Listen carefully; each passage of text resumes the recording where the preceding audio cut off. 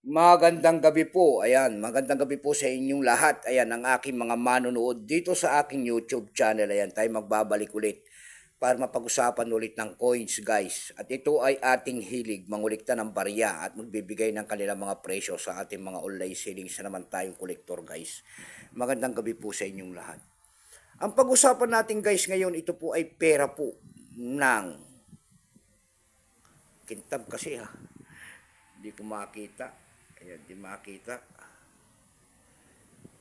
Pera po ng Singapore, ayan, 50.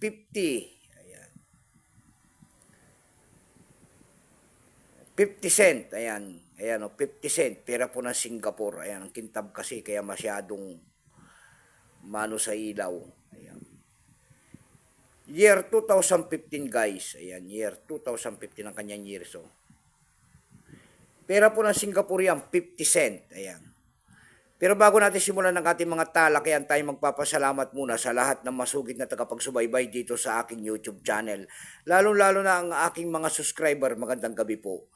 Ayan. Maraming salamat din po sa mga masugid na manonood ko dyan sa aking FB page. Ayan, lahat po na nakapalo sa aking FB page. Thank you so much at magandang gabi po sa suporta. Yun naman po sanang hindi nakapag-subscribe dito sa aking YouTube channel. Anyayaan ko lang sana kahit malaking tulong na po ubagay ang inyong magagawa. Tulad na lamang po ng pagpindot sana ng ating subscribe button, like and share para ma-update ko naman kayo sa mga bago ko pang ilalabas na video about coins. Ayan. Ayan po ang ating pag-uusapan. Ayan, nabubulol na. Ang ating pag-uusapan, guys. Ayan, pera po ng Singapore. Ayan. Nagsimula ang years nito mula year 2013 hanggang 2019. Value po nito ay 50 cent. Currency dollar, 1967 up to date po. Kung ano materialis ang ginamit sa barya na yan po ay nickel-plated steel na mamagnet po. May bigat lamang itong 6.56 grams. May haba itong 23 mm. May kapal po naman itong 2.45 mm. Hugis po, syempre bilog orientation ay metal alignment. Number N-42897, reference number KM-348.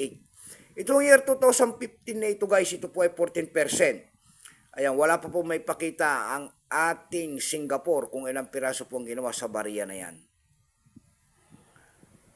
Ayan, kintab eh. Nakakasilaw ang kintab niya kasi, guys, sa personal. Yung barya na yan, bago pa year 2015 kasi, ilang years pa lang. May presyo-presyo na rin po yan doon sa ating numista, guys. Ayan, binigyan na po ng presyo ng ating mga kolektor. Ayan. Ayan. Binigyan na po ng presyo yan ng ating mga kolektor. Yung kanyang extra pain, kung tawagin nila, may presyo po yan na 23 pesos. Yung kanyang almost circulated naman po ay 33. Ayan.